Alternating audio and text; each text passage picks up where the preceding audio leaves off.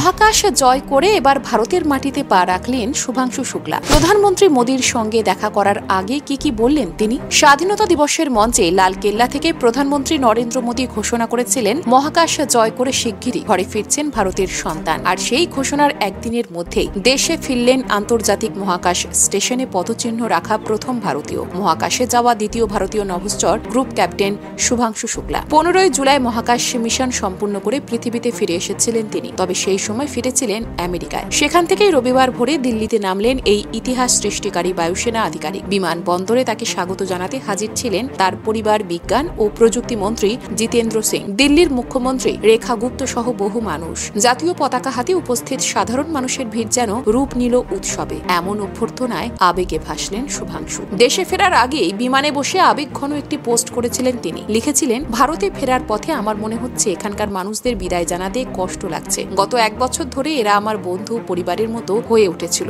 আবার একই সঙ্গে আনন্দ হচ্ছে যে কারণ অভিযানের পর প্রথমবার দেশে ফিরছি। প্রিয়জনদের সঙ্গে দেখা হবে। জীবন এমনই, সবকিছু একসঙ্গে উপহার দেয়।